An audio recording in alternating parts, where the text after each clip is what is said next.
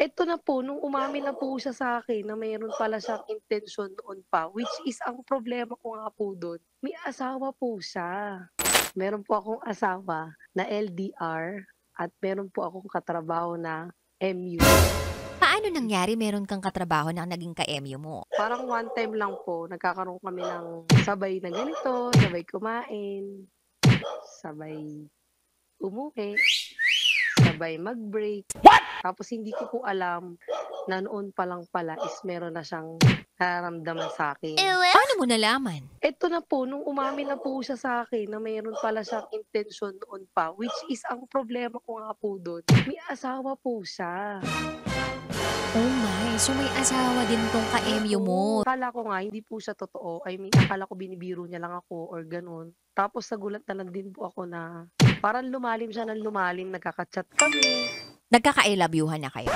Naggagano'n po siya pero minsan kasi hindi ako nagre-reply. Pero minsan nagre-reply po ako kasi nga siya kasi yung nandito, eh. So, bukod sa distansya na parang nagiging issue niyo sa kasalukuyan, ano pa yung issue ninyong mag-asawa? Actually po mabait naman kasi talaga siya, kaya lang po medyo maedad kasi siya sa'kin. Kaya parang may time na kunwari uuwi ako, 'pag sabi ko na sa kanya, "Okey nasa bahay na ako," okey na siya do'n ta's usap lang konti 'pag inaantok na ako.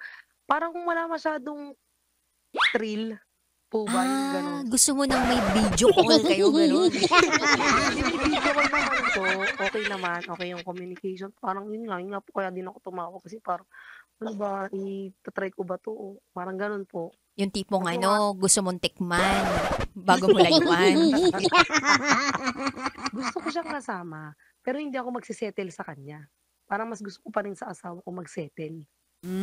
Sarap manood ng radyo, no? Ginawa mo na talagang bisyo ang panonood sa amin, no? Umabot ka na rito, eh. Kaya kung gusto mong tuloy-tuloy pa ang tawanan, Iyakan at kiligan, aba, i-like mo na ang video na ito. at mag-comment ka na rin, kabisyo. I-hit mo na rin ang notification bell para updated ka sa mga kaganapan namin dito sa Love Radio. Kailangan pa bang i-memorize yan?